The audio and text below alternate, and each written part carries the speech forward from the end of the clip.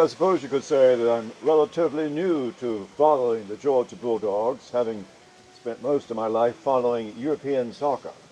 However, coming here, I've come to appreciate football, and especially college football.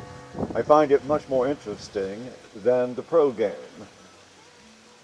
However, I do personally prefer rugby just to watch. More exciting. Uh, but more on that later. The Georgia Bulldogs have a chance to establish themselves as the favorite to win a national title. However, will they actually put together that kind of game? Because we have waited how long to see a dominant Georgia performance? What do you mean by dominant? Go look at what they did in 22. Uh, they blew the doors off Oregon and anybody else. They came in, the Kentucky team came in with the SEC rushing leader and barely got 60 yards rushing.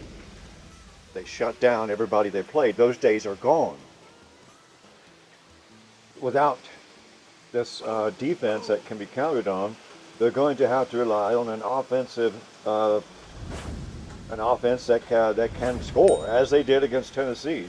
It did seem like it was a reluctant effort to score, but they did eventually get there.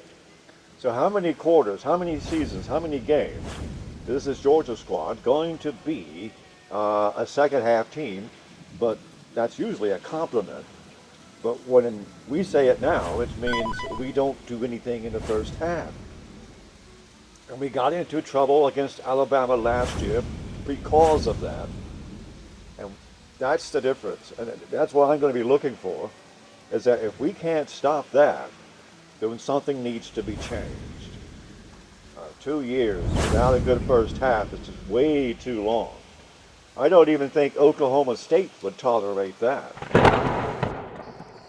Hi, welcome to the Arthur Woods Sports Show. You just heard from Pierce Williams. He does a little podcast on his own. You should try it sometime. It's called Vermont and Beyond. And doesn't do football podcasts, but he does come on and help us out and talk about Georgia football. He was in town. Thanks, Pierce, for showing up, and maybe we can get him back later. I wanted to talk about the defense. I think the defense on this Georgia team will be the story more than the offense.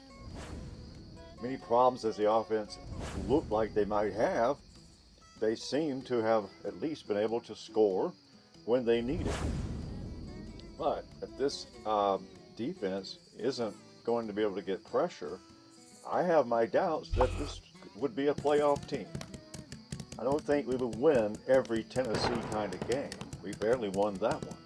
So the defense is what you should be watching coming into this game. I think we'll see a different defense, but if they can't get pressure, and that's the key to modern football, is you've got to get pressure, and you've got to sort of dictate the pace defensively, or the secondary is going to have trouble, especially with a really good passer. We know that Ty Simpson is a good passer, and he can hurt you. Don't think we're going to get out of there unscathed. He probably will get 2 or 3 touchdowns.